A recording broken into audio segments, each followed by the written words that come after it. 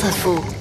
On les appelle les couteaux suisses des navigateurs. Ce sont les équipiers techniques des skippers engagés dans le Vendée Globe. Depuis des mois, ils préparent les bateaux qui prendront le large demain.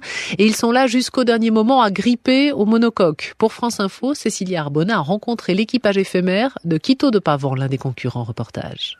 Ils ont été l'attraction d'hier sur les pontons qui étaient encore ouverts au public. Ces équipiers de skippers sont les hommes de l'ombre, ou plutôt des silhouettes anonymes qui s'accrochent au mât, s'accroupissent sur le pont ou plongent sous la coque du bateau. Vous l'observez depuis un petit moment là, le monsieur sur le bateau Ah oui, ça fait déjà un certain temps que je l'observe, j'ai pris en photo. C'est comme les pilotes de Formule 1. Hein. Quito de Pavan n'est pas là parce qu'il a autre chose à faire certainement. Donc ils doivent d'ailleurs se préparer physiquement, moralement. Là, vous pensez que c'est qui le monsieur avec les lunettes de soleil là? Alors j'en sais rien, moi, je ne sais pas. Mais vous vous dites qu'il travaille pour Quito. Bah oui, tout à fait. Hein. Il n'est pas là pour saboter le bateau, non? Non. Non, je pense pas. Les derniers préparatifs sont très très importants. Je ne sais pas à quel niveau ce technicien il est, mais effectivement, ce qu'il fait aujourd'hui, ça va certainement être important pour le skipper. Hein.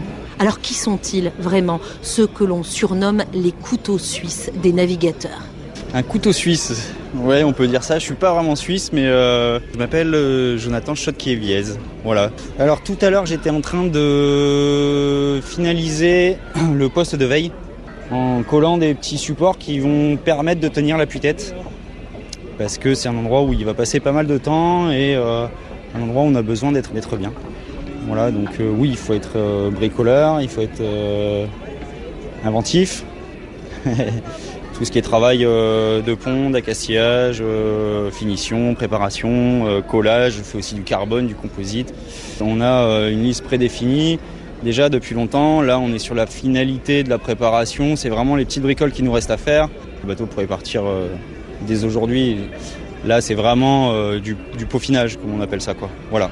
Vous travaillez sous les yeux de spectateurs. Est-ce qu'ils vous prennent pour Quito de Pavan? Non, ils me prennent pas pour Quito de Pavan. On n'a pas vraiment la même carrure. Ça va toi? Oui, nickel. On rigole pas. Non, il y a une dame qui voulait un autographe et elle m'a confondu avec Quito, mais c'est bien la première fois. Ça va? Ouais, parfait, ouais. Bon, alors on laisse travailler. Non, mais on a fini là. Maintenant, est-ce qu'un jour je serai un Quito de Pavan? Oui, effectivement, j'espère être un jour au départ du Vendée Globe, ouais, ça c'est sûr. Ces gars-là, ce sont ma garde rapprochée. Je leur fais totale confiance, raconte Quito de Pavan avant son grand voyage. Ça fait 10 voire 20 ans qu'on travaille ensemble. C'est des gens qui ont des compétences incroyables, qui savent tout faire finalement sur un bateau. Ils en savent plus que moi. C'est d'abord des gens qui aiment les bateaux, qui savent s'en servir. Et ils ont leur caisse à outils là jusqu'au dernier moment. Ouais, ils ont un conteneur plein de pièces de rechange, d'outils de toutes sortes qui leur permettent de travailler sur le bateau. Alors on a beaucoup anticipé. Hein. On travaille sur ce projet là depuis 2 ans et demi. Donc il y a beaucoup de choses qui se préparent en amont. Voilà, avec un timing qui est très précis sur chaque chose à faire. Et puis, une fois qu'on a terminé ça, une fois qu'on a checké 1 fois, 2 fois le bateau, on va faire une 3e fois. C'est un moment fort parce qu'il compte énormément. Voilà. Il y a la famille, il y a les sponsors qui comptent beaucoup, mais l'équipe technique, c'est presque plus que la famille. Et là, c'est plus la famille, non. Mais c'est une autre famille qui s'occupe du bateau et le bateau, c'est ma seule carapace pour faire ce Vendée Globe. C'est ma capsule Apollo, quoi. Donc, il faut qu'elle soit solide, qu'elle soit bien préparée, voilà. Et on n'accepte pas les erreurs, voilà. Et on sait que sur un bateau, il y a beaucoup de pièces, il y a des centaines, des milliers de pièces. Il faut que toutes ces pièces soient fiables. On n'a pas le droit aux maillons faibles. Voilà, donc on surveille tout et c'est eux qui font ça. Voilà. Quand est-ce que vous allez quitter ce bateau alors? Une demi-heure avant le départ.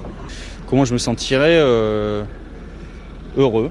Tout ce travail aboutit, c'est qu'il parte enfin faire son tour du monde, quoi. Heureux pour lui et heureux pour nous, quoi. Et qu'il le boucle, ce tour du monde-là. Exactement, ouais, qu'il fasse le tour, quoi. C'est important, ouais. Au Sable d'Olonne, Cécilia Arbona, France Info.